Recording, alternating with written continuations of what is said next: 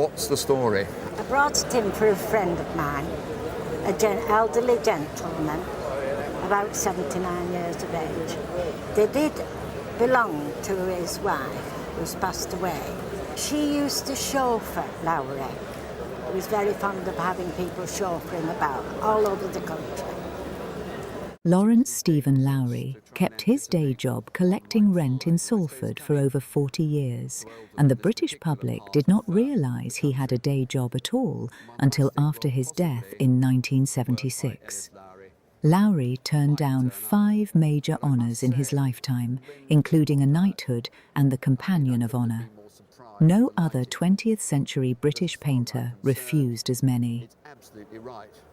To all intents and purposes, Lowry's style, these industrial buildings, the figures, the busy streets, are all rather similar, but I think from this particular period, and if I haven't been mistaken, the date is 1937, a good early period. I just love the colour and the busyness of the streets. And for my own taste, it is not too melancholic, it's not too brooding. It has a busyness and kind of optimistic air, which sometimes is not always apparent in his paintings. Thick paint, we call it impasto. You can see here that he's drawn right through the thickness of paint across these bits here. I particularly love that passage here, these figures in the distance, so they're pushed in and just touched with colour. And also one of the things about it is one can judge it quite carefully, because when they haven't been protected by glass, they get full of grime and dirt. And this has got glass on it, and it's kept the dirt off it. You can see right the way through, and just a little bit of a gentle clean will bring it up into an absolute gem. Spontaneous sketches like this one, drawn on whatever paper happened to be in arm's reach, survive in only a handful of public collections. The Lowry Gallery at Salford Quays, opened in 2000, holds 3. Christie set the artist's auction record in 2011 when the football match sold for £5.6 million. I think it's probably worth £100,000. Gosh.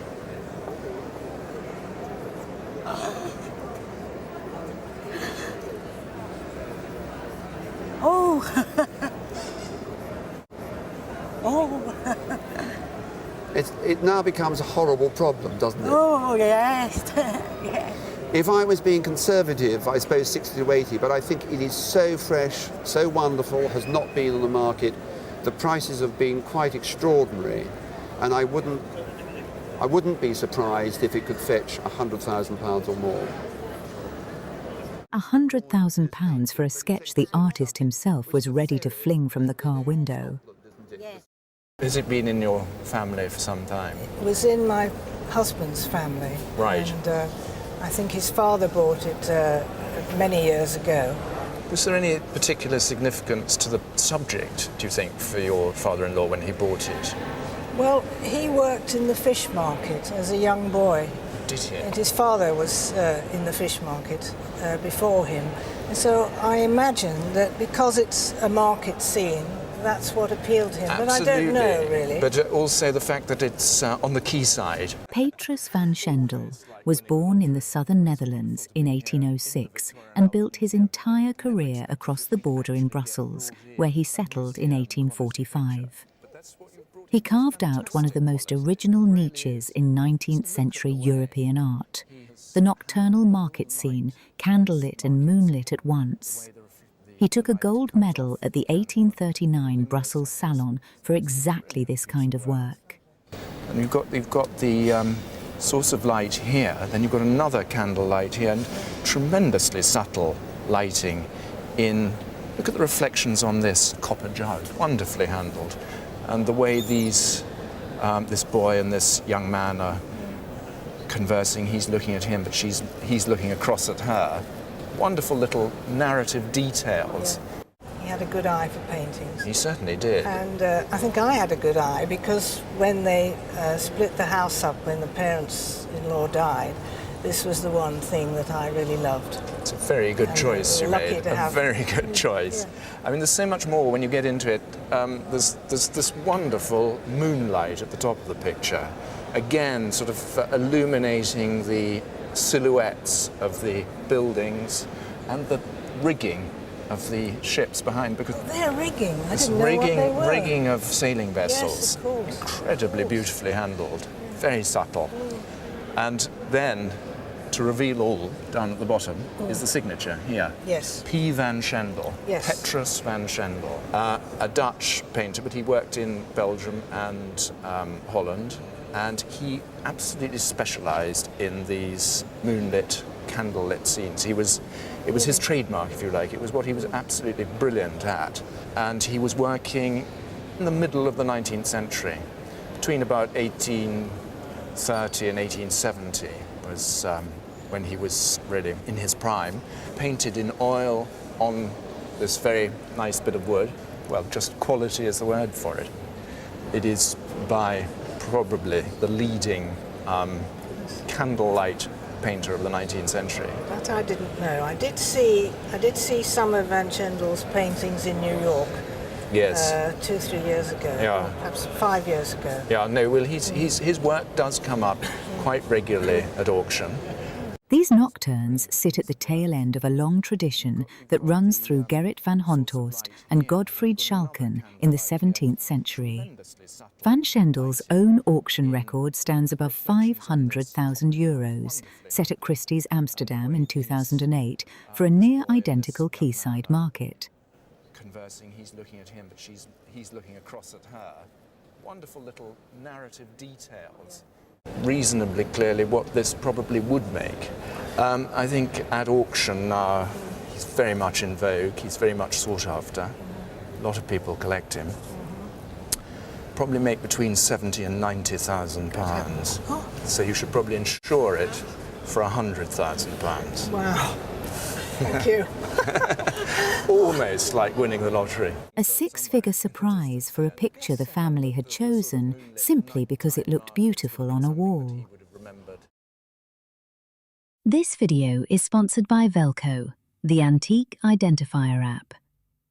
Snap a photo of any item, and Velco gives you an instant identification and a value estimate from its database of millions of antiques and collectibles. Available free on the App Store and Google Play. Now back to the appraisals. Probably in the early 30s. And he was general manager of the Standard Bank in India. In Calcutta. And Calcutta. Calcutta, yes. I think he must have had it as a present. So, have you always known about it? Where's it been? It was in the dressing up box. No. So, did you wear it as a child? Oh, yes. So, look, 1750, it certainly would be imperial. It's a lady's robe. This robe was woven in one of the imperial silk workshops at Suzhou, Hangzhou or Nanjing during the reign of the Qianlong emperor, which ran from 1735 to 1796. Dragons bearing 5 claws were a rigorously enforced imperial monopoly until the Qing dynasty fell in 1911. Ordinary subjects who appeared wearing one risked execution. Kind of limey, just a slight green tinge to it. If you put that next to a sort of yellow imperial robe, you would see the difference. But it is certainly imperial. How do we know that? Well, we've got this lovely sort of gilded 5-clawed dragon here. We've got these dragons chasing these wonderful kind of flaming pearls and these sort of flame scrolls and the crashing waves at the bottom. So there's a lot going on, you know, spectacular thing. And then I've just got my little glove here because you mustn't touch these because you can, with your little greasy hands, stain the silk. And if I just pull that back, you've just got this wonderful, rich red brocade inside there. I mean, it's just a fabulous thing. And I just keep coming back to the condition. It is extraordinary. However, and there is a however, it does have a little problem. And that is, if you look at the dragon here, it wasn't intended to be sort of two-tone. What's happened there, I suspect, is that when they've mixed the sort of the gilt on the copper wire, that actually the copper has oxidized, you see. And that is going to affect, ultimately, it will affect its value. Another thing I've noted, and I think that at some time somebody's actually sort of turned up the bottom. I think it's probably a little shorter than it should be because I can see part of the, you know, the fringe here that actually maybe has just been sort of turned up as well. Just flip that around.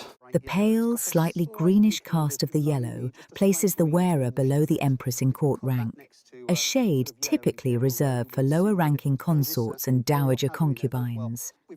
The Palace Museum in Beijing holds the largest surviving collection of these garments, around 8,000 pieces in all. If that comes up at auction, with the way the market is at the moment, I think that would make £200,000.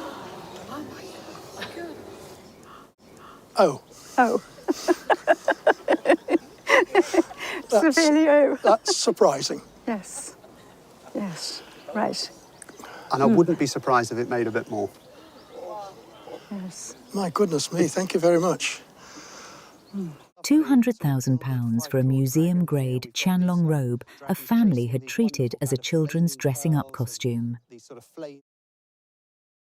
A huge thank you to our sponsor Velco, the Antique Identifier app. Find out what your own treasures are worth from a single photo.